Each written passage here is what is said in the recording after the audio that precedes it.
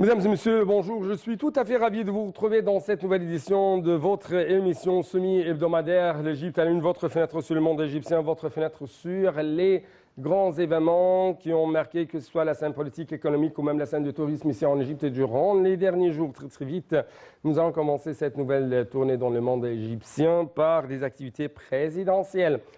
Avec plus de précision, on trouve que notre président Abdel Fattah el-Sisi s'est entretenu hier avec le ministre jordanien des Affaires étrangères Ayman al-Safadi et des relations bilatérales et des derniers développements dans la région en présence du chef de la diplomatie Sameh Choukri. Les détails tout de suite avec les commentaires de Salam Arabi et Shahinaz Ismail.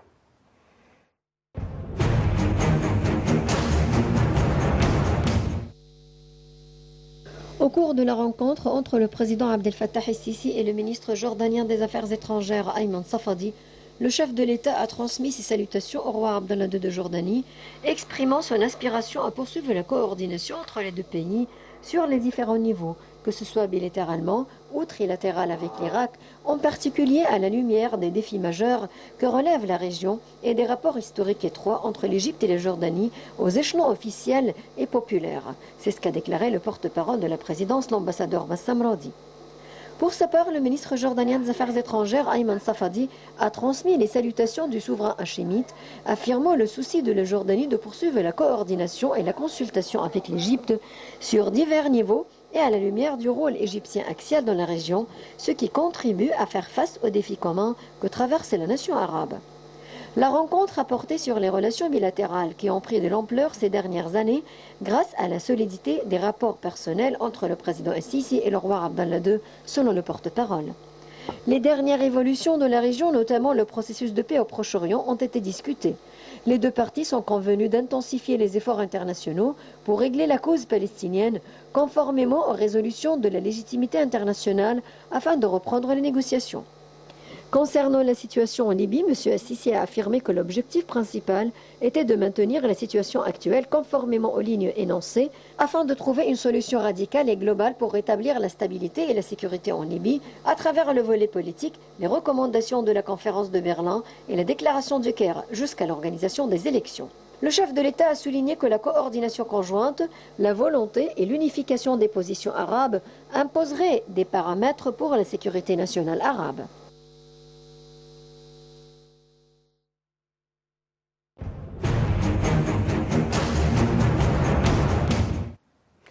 Dans le même contexte, le président Abdel Fattah el-Sisi a reçu le ministre irakien des Affaires étrangères, Dr Fouad Mohamed Hussein, en présence du chef de la diplomatie égyptienne, M. Sameh Choukri, l'ambassadeur d'Irak au Caire, Dr Ahmed Naïf Abdoulaimi.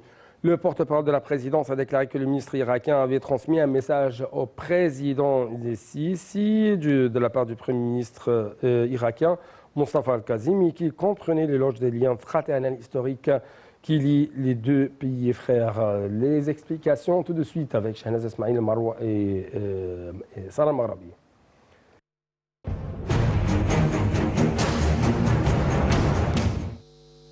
Le président Abdel Fattah el-Sisi a reçu le ministre irakien des Affaires étrangères, Dr Fouad Mohamed Hussein, en présence du chef de la diplomatie Sameh Choukri et de l'ambassadeur d'Irak au Caire, Dr Ahmed Naïf Al-Doulaimi. Le porte-parole de la présidence a déclaré que lors de l'entretien du président Abdel Fattah el-Sisi et le ministre irakien des Affaires étrangères, Dr Fouad Mohamed Hussein, ce dernier a transmis un message au président el-Sisi du premier ministre irakien, Mustafa al-Kazimi, qui comprenait l'éloge des liens fraternels historiques entre les deux pays frères et affirmant l'appréciation de l'Irak pour les efforts de l'Égypte en faveur de la question irakienne à tous les niveaux et dans l'attente de renoncer de nouveaux cadres de coopération, que ce soit au niveau bilatéral ou dans le cadre du mécanisme de coopération tripartite avec la Jordanie, afin de bénéficier de l'expérience égyptienne inspirante dans le domaine de projets de développement, notamment dans le domaine des infrastructures et de l'énergie électrique. Le ministre irakien des Affaires étrangères a également apprécié le rôle de l'Égypte, qui représente une profondeur stratégique pour l'Irak au niveau arabe, africain et mondial, notamment pour faire face aux défis communs, dont la lutte contre le terrorisme et la réalisation de la sécurité, de la stabilité et du développement. Le président el-Sisi a de son côté demandé de transmettre ses salutations au président irakien Burham Saleh et au premier ministre Mustafa al-Kazemi, exprimant le désir de l'Égypte de renforcer les cadres de coopération avec l'Irak vers de nouveaux horizons, que ce soit au niveau bilatéral ou tripartite avec la Jordanie. Le porte-parole a ajouté que la réunion a également abordé un échange de vues sur un certain nombre de questions arabes et régionales d'intérêt commun.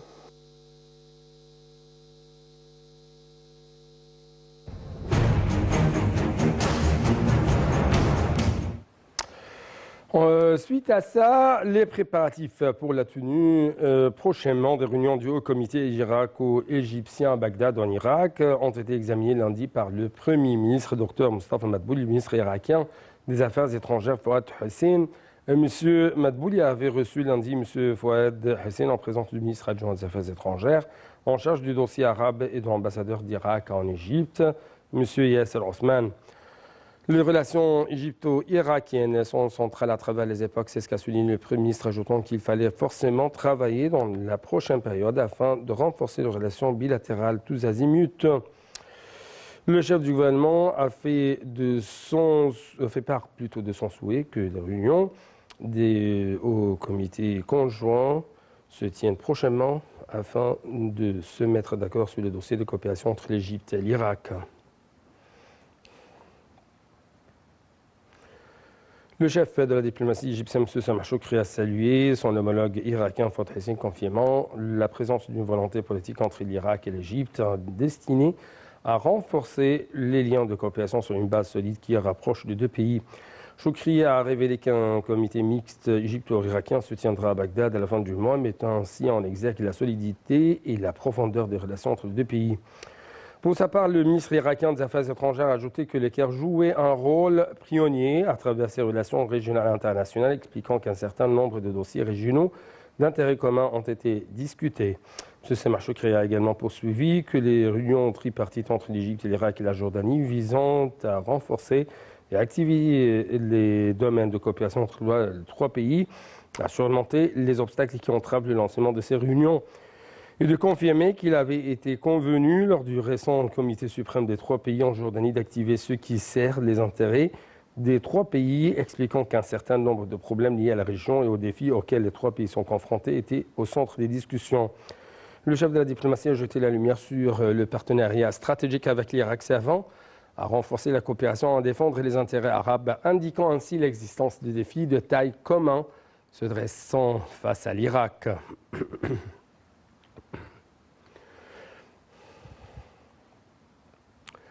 Le président Abdel Fattah al-Sisi s'est réuni avec le PDG du géant italien de gaz Eni, Claudio Descalzi, en présence du ministre égyptien du pétrole Tarek El-Molla et un nombre de responsables égyptiens et italiens.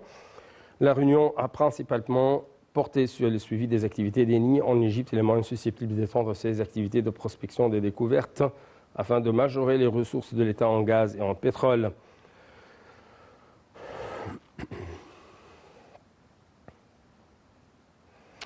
Le président Abdel Fattah al-Sisi a assisté aux activités du 32e colloque culturel des forces armées coïncidant avec la célébration du 47e anniversaire de la victoire de la guerre d'octobre contre les occupants israéliens. Le colloque a été suivi par le Premier ministre Dr Mustafa Madbouli et un certain nombre de ministres, de hauts responsables d'État et de dirigeants des forces armées.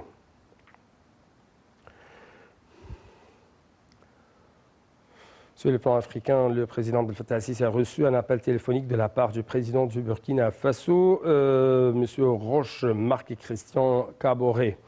Au cours de l'appel téléphonique, le président burkinabé a exprimé son appréciation, sa gratitude envers l'Égypte pour l'envoi d'aide humanitaire et médicale au Burkina Faso et de renchérir que l'Égypte avait soutenu le Burkina Faso dans ses efforts visant à contrer les effets du coronavirus, aspirant ainsi à développer des relations bilatérales tous azimuts, notamment en matière d'échanges commerciaux et d'investissement.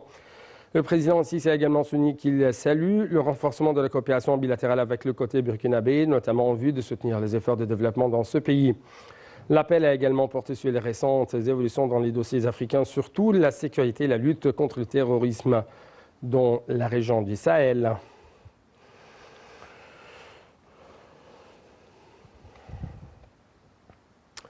Le Premier ministre égyptien, Dr Mustafa Madbouli, s'est réuni avec le ministre du Logement, des Services publics et des agglomérations urbaines, Assem Al-Ghazar, la PDG du Fonds de logement social et de soutien au financement immobilier, Maya Abdelhamid, et du vice-président du fonds, Salah Hassan. La réunion a porté sur la mise en œuvre des directives du président Abdel Fattah al-Sisi de fournir 25 000 logements sociaux, ainsi que de proposer des logements pour le projet logement pour tous les Égyptiens. Le ministre du Logement a affirmé que le Fonds pour le logement social était prêt à lancer la réservation de 125 000 logements, ajoutant qu'après avoir offert les 125 000 unités du Fonds de logement social, 125 000 unités supplémentaires seront offertes dans le cadre de projets logement pour tous les Égyptiens que le président de la République a donné ses directives de les mettre en œuvre. D'autre part, on trouve que le Premier ministre Dr Moussa Mabouli a affirmé que l'industrie pharmaceutique en Égypte était très importante et stratégique et avait de grandes chances d'exporter ses produits à l'étranger. Le chef du gouvernement a tenu de tels propos lors d'une réunion dimanche avec la ministre de la Santé et de la Population, Hala Zeid, et la ministre du Commerce et de l'Industrie, Nevin Gamar, pour soutenir l'industrie pharmaceutique et encourager les exportations. Pour sa part, le ministre de la Santé a indiqué que l'Égypte avait la possibilité d'exporter ses produits pharmaceutiques vers les marchés africains à travers des partenariats avec des institutions internationales, en particulier à la lumière de bonne réputation de médicaments égyptiens au niveau international.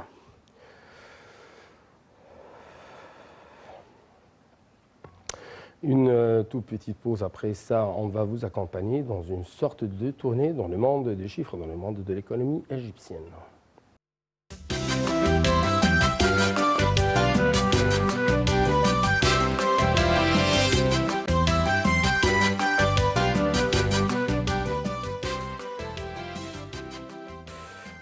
L'investissement dans le capital humain fait partie intégrante du développement durable de l'Égypte. C'est le grand titre de notre première nouvelle pendant cette tournée dans le monde de l'économie égyptienne. Mais justement, tout de suite, les détails.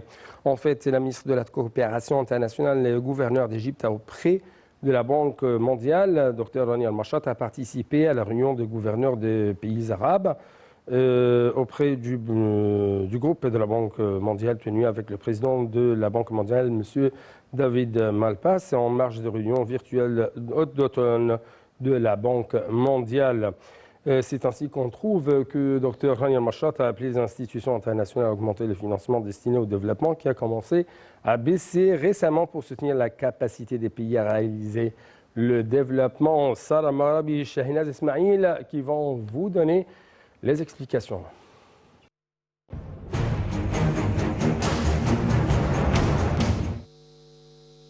La ministre de la Coopération internationale et gouverneur d'Égypte auprès de la Banque mondiale, Dr Rani Al-Mashat, a appelé les institutions internationales à augmenter le financement destiné au développement qui a commencé à baisser récemment pour soutenir la capacité des pays à réaliser le développement. Dr Al-Mashat a souligné la nécessité d'orienter davantage de ressources au financement mixte en vue de fusionner les fonds publics et privés pour mobiliser les flux de capitaux privés vers le marché émergent dans le but de soutenir leur plan de développement. La ministre a tenu ses propos lors de sa participation à la réunion de gouverneurs des pays arabes auprès du groupe de la Banque mondiale, tenue avec le président de la Banque mondiale, David Malpass, en marge des réunions virtuelles d'automne de la Banque mondiale. Elle a rappelé que l'Égypte avait réussi à appliquer des programmes ambitieux de réforme économique avec le Fonds monétaire international de 2016 à 2019, qui lui ont permis de disposer de fortes réserves de devises et d'un excédent primaire dans le budget de l'État, contribuant ainsi à atténuer les effets du coronavirus. Dr El-Mashat a précisé que les grands projets nationaux mis en place dans les divers secteurs avaient donné l'occasion à l'Égypte de réaliser une croissance en dépit de la pandémie, évoquant le rapport de la Banque européenne pour la reconstruction et le développement BERD, selon lequel l'Égypte est le seul pays parmi ceux de ces opérations qui pourra réaliser une croissance de 2% en 2020 et 5% en 2021 grâce aux projets d'infrastructure et du secteur des communications. M. Malpass a pour sa part jugé nécessaire de se concentrer dans la période à venir sur l'investissement de le capital humain et de favoriser la transparence de manière à attirer davantage d'investissements pour se remettre de la crise.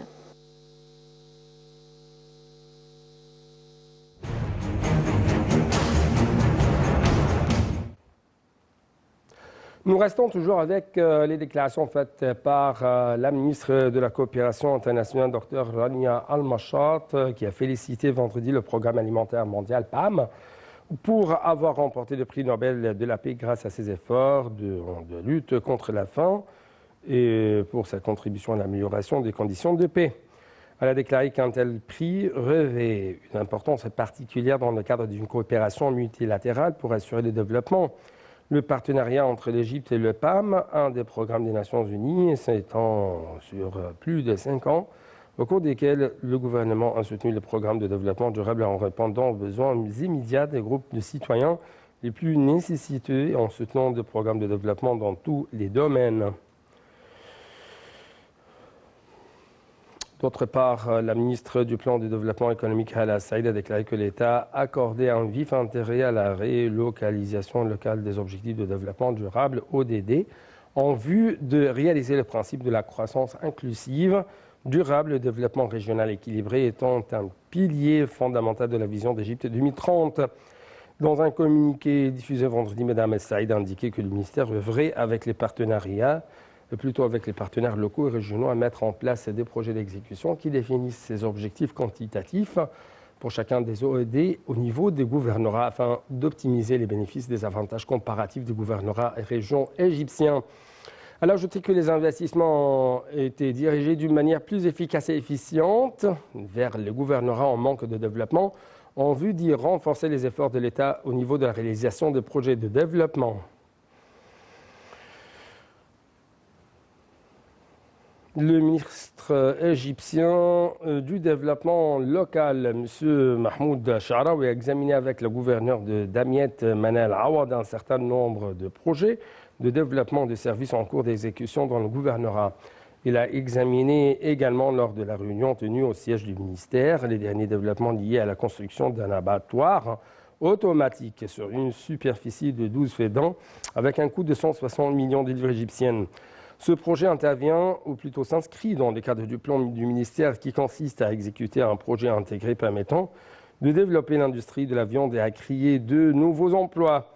M. Sha'raoui et la gouverneure de Damiette ont discuté de projets en cours d'exécution dans le cadre du plan d'investissement pour l'exercice financier en cours qui comprend 49 projets dans les domaines du pavage, des routes et de l'amélioration de l'environnement et des projets d'électricité.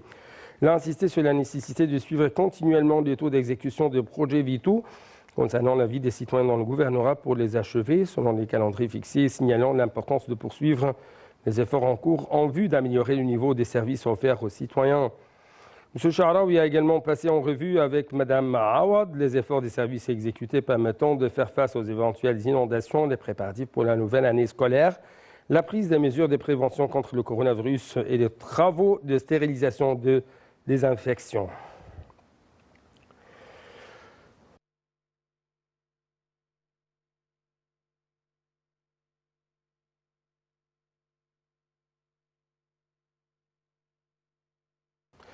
Passons à une autre nouvelle qui touche les exportations agricoles. Et en fait, on trouve que ces dernières ont enregistré plus de 4,3 millions de tonnes cette année, malgré la crise du coronavirus, la perturbation du transport mondial. C'est ce qu'a annoncé le ministère de l'Agriculture et de la Bonification des terres de l'Égypte. Le ministre de l'Agriculture, Saïd Al-Qusseir, a reçu un rapport sur le total des exportations agricoles du 1er janvier au 5 octobre de l'année en cours. Les plus importants produits agricoles exportés sont la pomme de terre, l'oignon, le raisin, la grenade, l'aile, les haricots, le concombre, le poivron et l'aubergine, selon le ministre de l'Agriculture.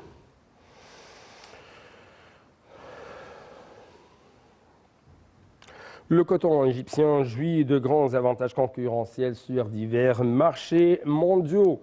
Donc, c'est toujours un titre connu par tout le monde, mais les explications tout de suite. La ministre du Commerce et de l'Industrie, Nevin a indiqué que le coton égyptien jouissait de grands avantages concurrentiels sur divers marchés mondiaux et qu'il est de la meilleure qualité du monde, ce qui a contribué à le rendre largement populaire dans le monde entier. Madame Gama a tenu ses propos dans une allocution prononcée lors de sa participation par vidéoconférence aux activités de la deuxième célébration de la Journée mondiale du coton avec la participation de plusieurs ministres et membres du Comité consultatif international du coton basé à Washington sous les auspices du ministère du Commerce, de l'Industrie et du ministère des Affaires publiques. Je dois vous rappeler que le coton est l'un des piliers dont dépend l'industrie de la filature, du tissage, ainsi que l'industrie du vêtement aussi en Égypte, selon les déclarations de la ministre, qui a ajouté qu'environ 9 millions d'Égyptiens travaillaient dans le commerce et dans la culture du coton. Passons actuellement, chers téléspectateurs, un autre domaine. Et cette fois-ci, c'est le domaine touristique. Le coup d'envoi festival de course de chameaux de Sharm el-Sheikh dans le sud de Sinaï a été donné vendredi par le ministre de la Jeunesse et des Sports, Achraf Sobhi, et le gouverneur de Sinaï du Sud, Khaled Fouda, en présence du ministre des Finances, Mohamed Mouait. Ce festival coïncide avec le marathon de vélo que j'ai également donné le coup d'envoi simultanément par vidéoconférence qui se tient dans tout le gouvernorat. Selon les déclarations, plutôt c'est ce qu'a dit en fait le ministre des Sports.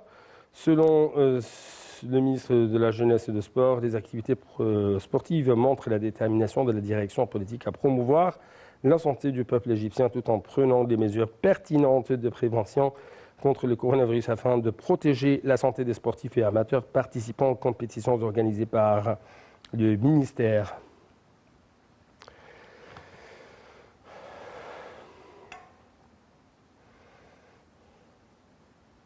Donc, avec cette dernière nouvelle sportive qui touche le domaine touristique, le domaine même culturel et scientifique, que nous arrivons à la fin de cette édition. Merci beaucoup pour votre attention et bon suivi de nos programmes sur la TV internationale.